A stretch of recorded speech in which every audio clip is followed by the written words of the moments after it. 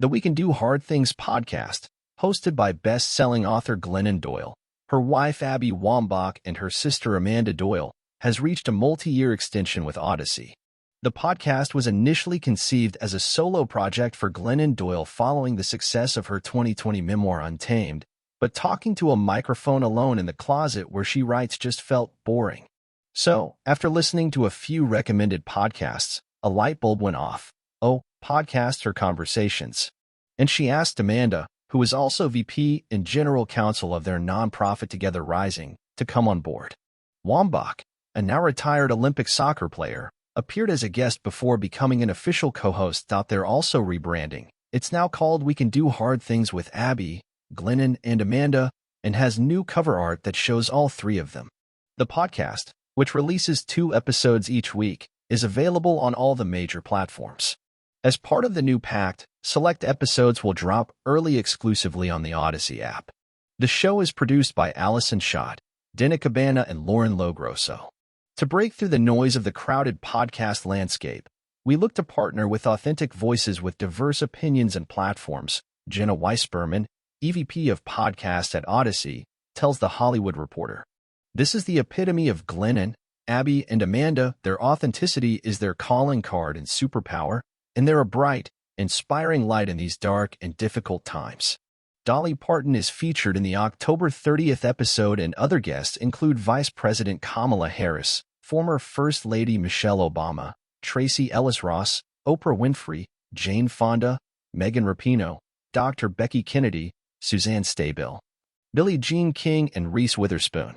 One little Easter egg, Glennon says with a smile, is we've never had a straight white man on. We didn't do that intentionally.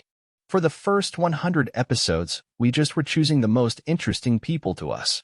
Then we realized 100 in, oh my God. It was an accident, but we've got our eye on a couple. Some of their favorite episodes, and the ones that have resonated most with fans, have just been the 3 of them. We call them tripods. Wambach notes, getting personal and digging deep into their own hard things.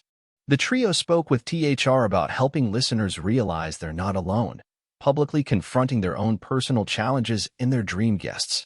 For people who have not heard the podcast, how did it get started, and how would you describe it? Glennon Doyle, we started during COVID. Allison Schott, who is our producer and our best friend, had started going on these walks with friends. They would meet on a path, and they had to be 6 feet apart from each other. They called them the Hard Things walks because they realized life was so impossible during COVID that when they got together with this group, they said, let's just cut the bullshit and talk about what's really hard, because this time is so sacred that we have together. We Can Do Hard Things was our tagline forever. I used to have a sign in my classroom when I taught 3rd grade that said, we can do hard things. It helped me through sobriety.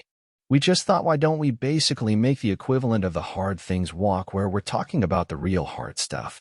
When people stay on the surface of things, I end up feeling very isolated and lonely and black. The more we delve into the hard and heavy stuff, the lighter and more connected I end up feeling. We were like, what are all the hard things in life? Relationships, mental health, divorce, losing people, friendship, breakups, being involved civically, justice. Let's make a show about all of them and bring lightness and bring humor, and that's what we do. Abby Wambach. At first we were looking out into the world asking, what are the hard things? Over time, what has actually landed and been our biggest episodes are the times where we've told our own stories. I think that's been, for me, the most profound thing. I have the best job in the world because I get to work on myself and then tell this little microphone about it. And millions of people listen to that, and that's amazing. Amanda Doyle, the other thing that I think is healing about it is having the safety to share shamelessly in an environment where you are loved and heard and where that story is held. I think people come to our conversations to feel that too. I think there's a healing power in that. It certainly has been for me to be able to share my stuff and have it not questioned and not judged, and that is something I did not know how much people were hungry for.